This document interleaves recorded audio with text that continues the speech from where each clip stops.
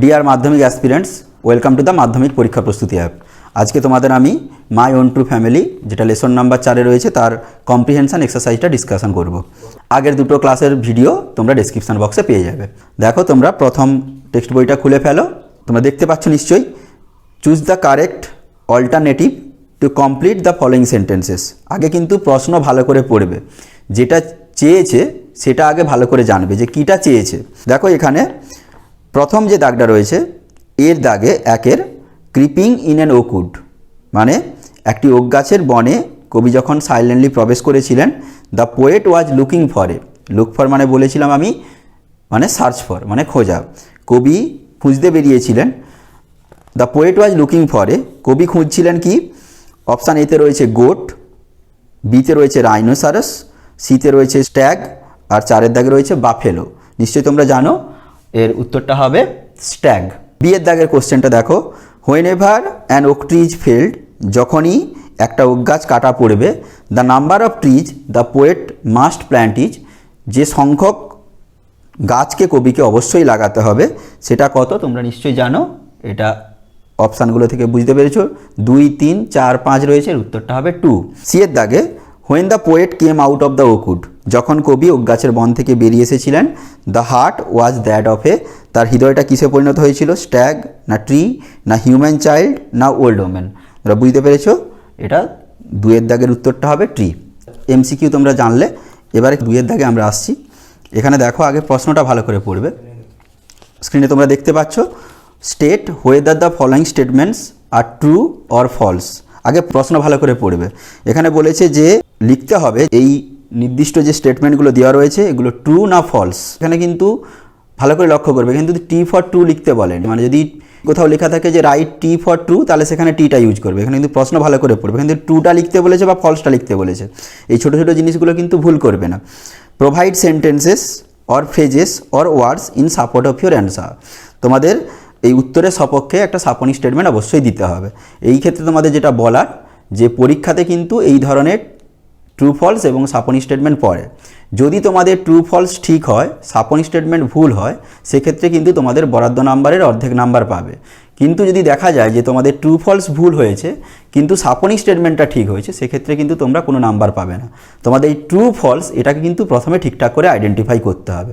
দেখো, তোমরা 2-এর এর দাগে, the old women held the poets secret in her little bag, ওই বৃদ্ধ মহিলা কবির গোপনীয়তা তার ছোট্ট ব্যাগের মধ্যে রেখেছিলেন। নিশ্চয়ই তোমরা বুঝতে পেরেছো এটা ঠিক হবে বা ট্রু হবে। দেখো, এর দাগে ট্রু, এবং এর সাপোর্টিং সেন্টেন্স তোমাদের টেক্সটের যে পার্ট আছে সেখানে রয়েছে, I have your secret here inside my little bag.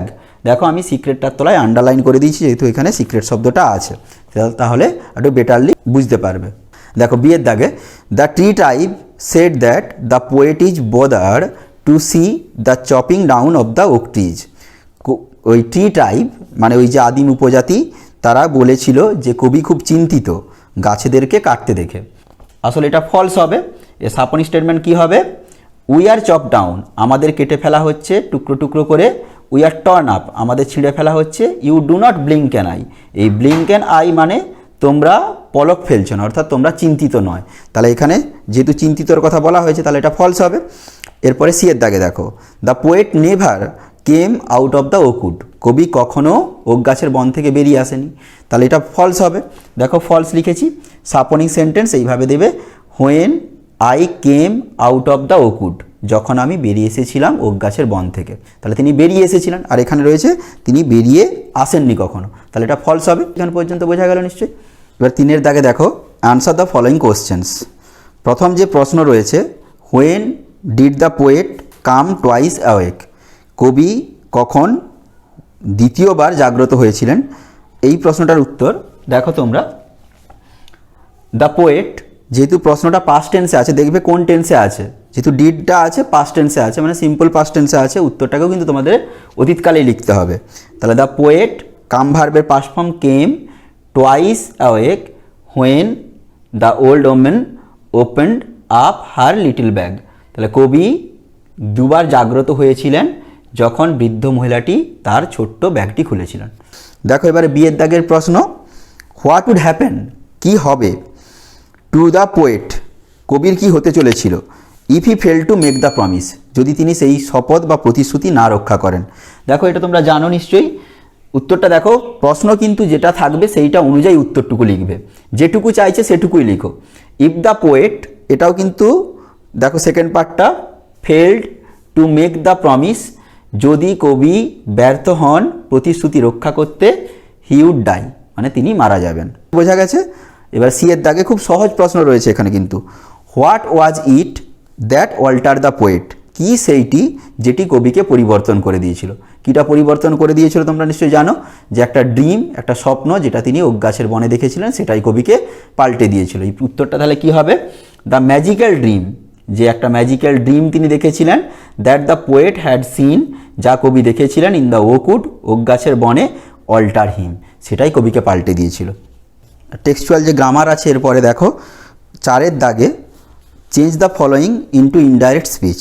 তোমাদের এই নিচের যে 3টে দেওয়া রয়েছে এগুলোকে ইনডাইরেক্ট স্পিচে পরিবর্তন করতে হবে বা ন্যারেশন চেঞ্জ করতে হবে। 4 এতে দেখো, Rahul asked Dipa will you go to school today. আগে ন্যারেশন চেঞ্জ করার সময় দেখবে যে ডিরেক্ট স্পিচটি কোন ধরনের বাক্য এবং রিপোর্টিং ভার্ব কোন টেন্সে রয়েছে। দেখো, will you go to school today, এটা ইন্টারোগেটিভ সেন্টেন্স, এবং এটা কী ধরনের ইন্টারোগেটিভ সেন্টেন্স তোমরা জানো যে 2 ধরনের ইন্টারোগেটিভ সেন্টেন্স হয়, একটা হচ্ছে ইয়েস বা নো সূচক, আর একটা হচ্ছে ডব্লিউএইচ সূচক। এটা হচ্ছে ইয়েস বা নো সূচক, বা এর উত্তর হচ্ছে হ্যাঁ বা নার মধ্যে হবে। তাহলে নিয়ম অনুযায়ী যেহেতু এখানে আক্সটা দেওয়া রয়েছে, তোমাদের আর নতুন করে পরিবর্তন করার দরকার নেই, তোমরা আক্সটা রাখবে। দেখো, রাহুল আস্ট যেমন ছিল, এখানে আস্ট থেকে গেছে, যদি এটা সেড টু দীপা থাকতো তাহলে আস্ট করতে, যেহেতু এখানে আক্সটি দেওয়া রয়েছে তাহলে আর পরিবর্তন করার দরকার নেই। রাহুল আস্কড দীপা, এবারে যেহেতু এটা ইয়েস বা নো সূচক বা ডব্লিউএইচ বিহীন, তাই এখানে ইফ বা ওয়েদার আসবে, তাহলে ইফটা এসেছে। এবারে তোমরা অ্যাসার্টিভ ফর্ম করবে, যে সাবজেক্টটা কী হবে, যেহেতু দীপাকে জিজ্ঞাসা করেছিল, আগে দেখবে যেটা একটা বাংলাটা করো, যে রাহুল দীপাকে জিজ্ঞাসা করেছিল তুই কি আজ স্কুল যাবি, তাহলে এর উত্তরটা কি হবে, যে রাহুল দীপাকে জিজ্ঞাসা করেছিল সে ওই দিন স্কুল যাবে কি না। তাহলে ইফ হলো, তাহলে সে, এখানে যেহেতু দীপাকে বলেছিল তাই এটা সি হলো। তাহলে উইলটা পাস্ট টেন্সে গেলে কি হবে, উড। এবারে গো টু স্কুল টুডে থাকলে কি হবে, দ্যাট ডে। ঠিক আছে? এবারে বিয়ের দাগে দেখো, Rita said to Ayesha please give me a glass of water. এখানে দেখো ডিরেক্ট স্পিচটা, এটা কী ধরনের বাক্যে রয়েছে, ইম্পারেটিভ সেন্টেন্স রয়েছে, এবং প্লিজ যেহেতু আছে দেখতে পাচ্ছ তোমরা, এর অর্থটাই হচ্ছে অনুরোধ করা আছে। তাহলে রীতা, দেখো এখানে রীতা, তাহলে সেড টু মানে রিপোর্টিং ভার্ব পরিবর্তিত হয়ে নিয়ম অনুযায়ী রিকোয়েস্ট হবে, যেহেতু পাস্ট টেন্সে আছে তাহলে কি হবে, রিকোয়েস্টেড হবে। তাহলে রীতা রিকোয়েস্টেড কাকে অনুরোধ করেছিল, আয়েশাকে। তাহলে আয়েশা পর্যন্ত এলে এরপরে নিয়ম অনুযায়ী যেহেতু এটা অ্যাফার্মেটিভ, টু প্লাস ভার্ব হবে, প্লিজটা উঠে যাবে।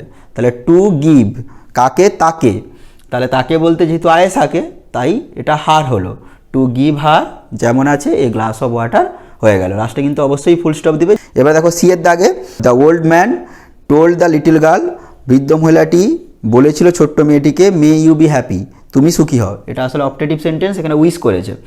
দ্য ওল্ড ম্যান, এবার রিপোর্টিং ভার্ব পরিবর্তিত হয়ে এখানে কি হয়েছে, উইশ হয়েছে, তাই পাস্ট টেন্সে আছে তাই উইশড হয়েছে। The old man wished the little girl, কাকে উইশ করেছিল, ছোট্ট মেয়েটিকে। এবার লিঙ্কার হিসাবে কি বসবে, যেহেতু এটা অপটেটিভ সেন্টেন্স, দ্যাট বসেছে। এবারে দেখো কাকে উইশ করেছিল, লিটল গার্লটিকে, তাই এখানে সি হয়েছে। মেয়েটা পরিবর্তন হয়ে মাইড হয়েছে, যেমন বি ছিল বি থেকেছে, হ্যাপি যেমন ছিল হ্যাপি বসেছে, লাস্টে ফুল স্টপ। ঠিক আছে? 5 দাগে দেখো, ডু অ্যাজ ডিরেক্টেড আছে, মানে নির্দেশ অনুযায়ী তোমাদের করতে হবে, অর্থাৎ প্রশ্নের পাশে যে নির্দেশ থাকবে সেই অনুযায়ী তোমাদের পরিবর্তন করতে হবে। 5 এতে দেখো, Ranjan said who does not know the name of Rabindranath. প্রশ্নটার পাশে দেখো যে চেঞ্জ ইনটু অ্যাফার্মেটিভ সেন্টেন্স, মানে এটাকে হ্যাঁ সূচক বাক্যে পরিণত করতে বলছে, এটা কিন্তু ন্যারেশন চেঞ্জ করতে বলেনি, তাই প্রশ্নের যেটা দেওয়া থাকবে সেটাই করতে হবে। এখানে দেখো রঞ্জন সেট যেমন ছিল এটা রেখে দেবে, মানে ডাইরেক্ট স্পিচ যেমন ছিল তেমন রেখে দেবে। যদি তোমরা ইনডাইরেক্ট স্পিচে কেউ করবে ভাবো করতে পারো, তখন এটাকে চেঞ্জ করে করতে হবে, যেমন আছে তেমন রেখে দিতে পারো, রঞ্জন সেট। এইবার এইখানে যেটুকু সেন্স আছে দেখো, হু does not know the name of Rabindranath, মানে কে রবীন্দ্রনাথ ঠাকুরের নাম জানে না, তার মানে সবাই রবীন্দ্রনাথ ঠাকুরের নাম জানে। দেখো এভরিওয়ান, যেহেতু এটা এভরিওয়ানটা একটা ইনডিফিনাইট প্রোনাউন, তাই এটা সিঙ্গুলার হবে, তাই নোজ হয়ে গেছে। Everyone knows the name of Rabindranath, যেমন এটা ডাইরেক্ট স্পিচের মতো ছিল, ডবল ইনভার্টেড কমার মধ্যে ছিল, রেখে দেবে, ঠিক আছে, পরিবর্তন করার দরকার নাই। যদি কেউ পরিবর্তন করেও লিখো তাহলে এখানে লিঙ্কার হিসেবে দ্যাট এনে এটাকে তুলতে পারো, কোনো অসুবিধা নেই। বিয়ের দাগে দেখো, Sangita runs faster than any other girl in her class, rewrite using the positive degree of faster. দেখো এখানে ডিগ্রি চেঞ্জ করতে বলেছে, ফাস্টারের যে বেস ফর্ম অর্থাৎ পজিটিভ ফর্ম হচ্ছে ফাস্ট, সেটা ইউজ করতে বলছে। মানে দেখো, Sangita runs faster than any other girl in her class, Sangita তার ক্লাসের যে কোনো মেয়ের চেয়ে জোরে দৌড়াতে পারে। তোমাকে কিন্তু মানেটা অপরিবর্তিত রাখতে হবে ডু অ্যাট ডিরেক্টেডের ক্ষেত্রে বা এই ট্রান্সফরমেশনের ক্ষেত্রে। এই ক্ষেত্রে কিন্তু নো আদার দিয়ে শুরু করবে, যেহেতু এখানে ওয়ান অফ দ্য নেই তাই নো আদার দিয়ে শুরু করবে। No other girl in her class, তার ক্লাসের অন্য কোনো মেয়ে, রানস সো ফাস্ট, এতটা জোরে দৌড়ায় না, অ্যাজ সঙ্গীতা। যেহেতু এখানে নেগেটিভ শব্দ এসছে তাই সো অ্যাজ এনেছি। যদি এটা পজিটিভ আসতো তাহলে অ্যাজ আসতো। তোমরা যদি অ্যাজ করো হয়তো ভুল দেবে না, কিন্তু নিয়ম অনুযায়ী যেহেতু নেগেটিভ শব্দ এসছে তাই সো অ্যাজ দেবে, ঠিক আছে। তাহলে no other girl in her class runs, এটা কিন্তু সিঙ্গুলার তাই রানস হয়েছে, সো ফাস্ট অ্যাজ সঙ্গীতা। এর পরেরটাতে দেখো, Kaushiki blamed her friend for the trouble, rewrite using the noun form of blamed. এখানে ব্লেমটা দেখো ভার্ব ফর্মে রয়েছে, প্রশ্নে ব্লেমটা মানে দোষারোপ করাটা ভার্ব ফর্মে রয়েছে, তোমাকে নাউন ফর্ম করতে বলা রয়েছে। তাহলে ভার্বের জায়গায় একটা নতুন তোমাকে ভার্ব আনতে হবে এবং ওইটাকে নাউন ফর্মে নিয়ে যেতে হবে। ব্লেম মানে দোষারোপ করা, কিন্তু তোমাকে নাউন ফর্মও ব্লেম হবে, কিন্তু এটাকে ব্যবহার করতে হবে বা ইউজ করতে হবে। তাহলে কৌশিকী যেমন ছিল তেমন রাখো, একটা পুট ভার্ব আনো। তাহলে পুটে ব্লেম, অন আনবে অবশ্যই পুটের জন্য, কৌশিকী পুটে ব্লেম অন হার ফ্রেন্ড, যেমন লাস্টে ছিল ফর দ্য ট্রাভেল রেখে দেবে। এখানেই এক্সারসাইজ পার্টটা শেষ হলো এবং সঙ্গে আমি গ্রামারটাও আলোচনা করে দিলাম, টেক্সচুয়াল যেগুলো দেওয়া রয়েছে। তোমাদের কোনো প্রশ্ন থাকলে অবশ্যই কমেন্ট বক্সে জানাবে। আর যেটা থেকে গেল সেটা হচ্ছে নোটিশ মানে রাইটিং পার্ট, সেটা তোমাদের আরেকটা অন্য ক্লাসে আলোচনা করব। মন দিয়ে পড়াশোনা করো, ভালো করে প্রস্তুতি নাও।